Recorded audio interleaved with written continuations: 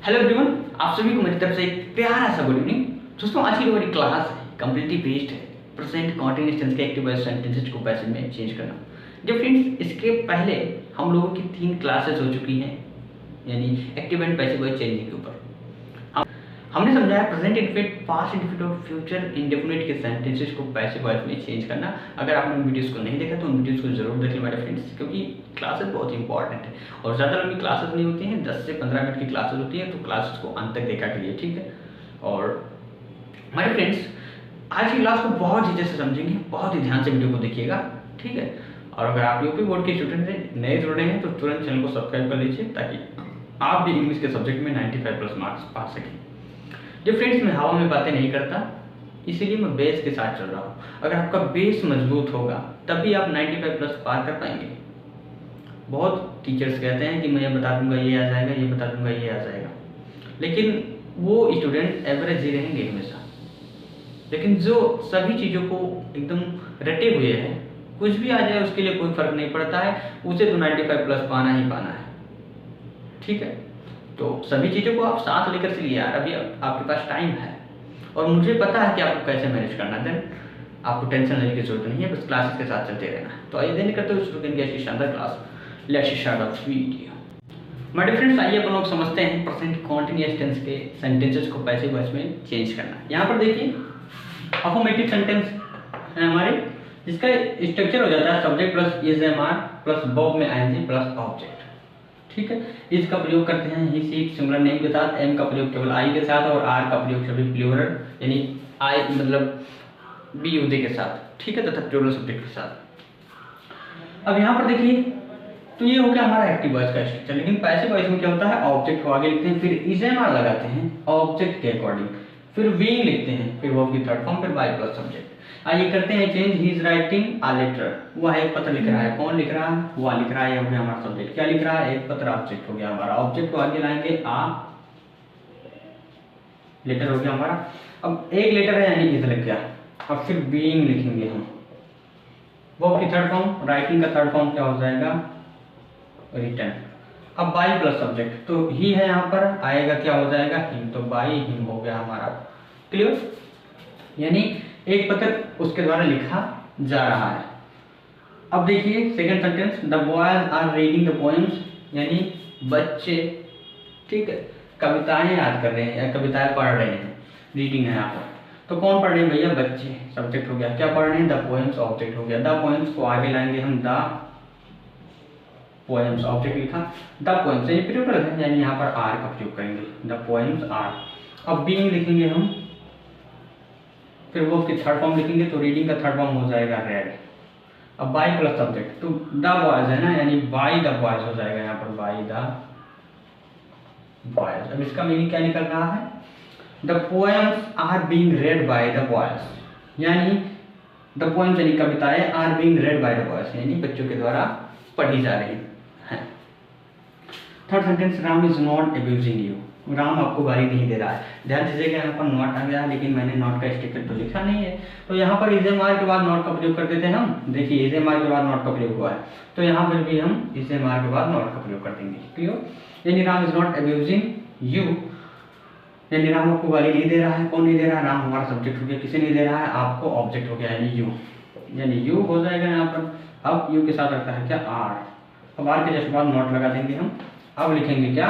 Being, यानी वो not being. अब वो की थर्ड फॉर्म, तो अब्यूजिंग का थर्ड फॉर्म क्या हो जाएगा? अब्यूज्ड, ठीक है। अब बाई लगाया। अब राम हमारा सब्जेक्ट है, राम थोड़ी ना चेंज होगा, किसी का नाम नहीं चेंज होता, चाहे ऑब्जेक्ट के रूप में लिखे चाहे सब्जेक्ट के रूप में लिखे, तो बाई राम, यानी you are not being abused, आपको गाली नहीं दिया जा रहा है बाई राम, यानी राम के द्वारा। क्लियर मेरे फ्रेंड्स? तो अब आपको अफर्मेटिव और नेगेटिव के स्ट्रक्चर क्लियर हो होंगे। अब आइए समझ लेते हैं अपने इंट्रोगेटिव को। दोस्तों आइए देखते हैं इंट्रोगेटिव सेंटेंसेस के एक्टिव वॉइस को पैसिव में चेंज करना। यहाँ पर देखिए सम टाइप, जिनकी शुरुआत हेल्पिंग वर्ब से होती है, यानी स्ट्रक्चर क्या होता है हमारा? Is am are plus subject plus verb में आईएनजी प्लस ऑब्जेक्ट। किसका? एक्टिव वॉइस का। लेकिन पैसिव की बात करें तो इज एम आर तो लगा रहता है, लेकिन सब्जेक्ट के स्थान पर देखिए ऑब्जेक्ट आ गया है और सब्जेक्ट को पीछे ले जाकर बाय प्लस कर दिए हैं। अब यहाँ पर करते हैं सेंटेंसेस को change. Are they telling a lie, क्या वे झूठ बोल रहे हैं? कौन बोल रहे हैं? वे सब्जेक्ट। क्या बोल रहे हैं? झूठ। अलाई यानी ऑब्जेक्ट, तो अलाई को आगे लाएंगे, लेकिन उससे पहले अलाई यानी सिंगुलर है समझिए, ठीक है। तो इज लगाएंगे, इज आ लाई हो गया हमारा ऑब्जेक्ट। अब बीइंग लिखेंगे हम यहाँ पर, बीइंग वर्ब की थर्ड फॉर्म। टेलिंग का क्या हो जाएगा, टोल्ड, क्लियर। फिर बाई प्लस ऑब्जेक्ट, तो किसके द्वारा, दे है यहाँ पर ना, यानी बाई दे, लास्ट में इंटीग्रेशन मार्क। अब इसका मीनिंग क्या निकलता है कि क्या झूठ उसके द्वारा बोला जा रहा है, ठीक है। सेकंड सेंटेंस है, is he delivering a speech on the stage, क्या वह स्टेज पर यानी मंच पर एक भाषण दे रहा है। कौन दे रहा है भैया, वाह, सब्जेक्ट हो गया। क्या दे रहा है, एक भाषण, यानी आई स्पीच ऑब्जेक्ट हो गया। तो पहला नंबर आई स्पीच सिंगुलर है, देखिए ऑब्जेक्ट यानी यहाँ पर इज लगाया, यानी इज आ स्पीच हो गया हमारा, ठीक है। Double is a speech, object लिखा। अब यहाँ पर क्या लिखेंगे हम, बीइंग, अब की थर्ड फॉर्म। तो डिलीवरी का क्या हो जाएगा, डिलीवर्ड। अब बाई प्लस सब्जेक्ट, तो ही है ना हमारा, बाई हिम हो जाएगा, राइट, लास्ट में इंटीग्रेशन मार्क, यानी is a speech being delivered by him, ठीक है। क्या एक भाषण उसके द्वारा, सॉरी यहाँ पर ऑन द स्टेज लिखना भूल गया मैं, ऑन द स्टेज भी है तो यहाँ पर लिख दीजिए ऑन द स्टेज, लास्ट में यहाँ पर भी लिखना है हमें बाई हिम, यानी is a speech being delivered on the stage by him. क्या एक स्पीच उसके द्वारा मंच पर दिया जा रहा है, ठीक है। तो ये होगा आपका प्रेजेंट कॉन्टिन्यूअस टेंस के, इंट्रोगेटिव के, यस नो टाइप के सेंटेंसेस जिन्हें हमने पैसिव वॉइस में चेंज करना सीखा। और ये सब लेते हैं अपने डब्ल्यू टाइप के सेंटेंस को चेंज करना। डिफरेंस आइए देखते हैं हम अपने डब्ल्यू टाइप के सेंटेंसेस को चेंज करना, ठीक है। इसका जो स्ट्रक्चर होता है, सबसे पहले क्वेश्चन वर्ड लिखते हैं, फिर इजमार लिखते हैं, फिर सब्जेक्ट लिखते हैं, फिर वर्ब की आईएनजी फॉर्म, फिर ऑब्जेक्ट लिखते हैं। ये होता है हमारा एक्टिव वॉइस का, जैसे यहाँ पर देख सकते हैं आप। लेकिन पैसिव वॉइस में क्या होता है, क्वेश्चन वर्ड तो लिखते हैं, इजमार तो लिखते हैं, लेकिन सब्जेक्ट की जगह ऑब्जेक्ट कर देते हैं, फिर बीइंग लिखते हैं, फिर वर्ब की थर्ड फॉर्म, फिर बाय प्लस सब्जेक्ट कर देते हैं। फर्स्ट सेंटेंस है हमारा, why is he calling us, ठीक है। वह हमें क्यों बुला रहा है, कौन बुला रहा है, वह बुला रहा है, सब्जेक्ट है, किसे बुला रहा है, ऑब्जेक्ट हो गया हमारा। तो सबसे पहले लिखा क्या, व्हाई क्वेश्चन वर्ड, फिर इजमार लगाया, तो उसके साथ क्या लगेगा भैया, आर लगेगा, यानी व्हाई आर। अब अस हमारा इधर आएगा तो बी में कन्वर्ट हो जाएगा, यानी व्हाई आर बी। अब ऑब्जेक्ट लिखना है तो बी हो गया हमारा, फिर बीइंग लिखेंगे हम, बीइंग, फिर वो की थर्ड फॉर्म, तो कॉलिंग का थर्ड फॉर्म क्या हो जाएगा, कॉल्ड, फिर बाय प्लस सब्जेक्ट, सब्जेक्ट क्या है हमारा, ही, यानी बाई हिम हो जाएगा, लास्ट में इंटीग्रेशन मार्क। सेकंड सेंटेंस है, when are you selling your house, ठीक है। तुम अपना घर कब बेच रहे हो, कौन बेच रहे हो भैया, तुम, सब्जेक्ट हो गया। क्या बेच रहे हो, अपना घर, ऑब्जेक्ट हो गया। यानी यहाँ पर क्या लिखा, व्हेन, अपना घर ऑब्जेक्ट है यानी सिंगुलर है, तो व्हेन के साथ इज लगाया। अब ऑब्जेक्ट लिखा अपना घर, यानी योर हाउस हो गया हमारा।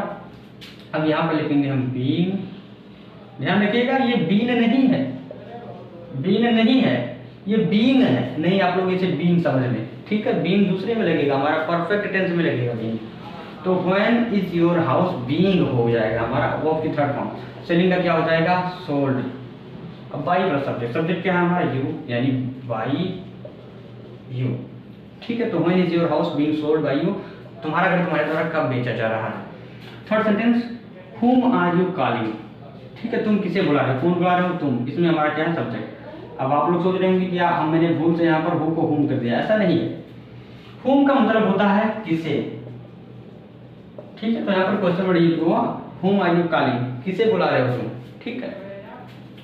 तो देखिए कौन बुला रहे हो तुम, ये हो गया हमारा सब्जेक्ट। तो सबसे पहले क्या लिखना है, क्वेश्चन वर्ड, तो क्वेश्चन वर्ड हमारा है whom, इसके साथ क्या लगाया, यू के अकॉर्डिंग लिखेगा, यू के साथ हमारा लगता है क्या, आर, तो आर हो जाएगा हमारा यहाँ पर। तो whom आर, ये हमारा सब्जेक्ट है, लेकिन यहाँ पर ऑब्जेक्ट अवेलेबल नहीं है, ठीक है। तो ऑब्जेक्ट नहीं अवेलेबल है, तो अपनी तरफ से हम बीइंग यहीं पर लिख देंगे। तो whom आर बीइंग, फिर वर्ब की थर्ड फॉर्म,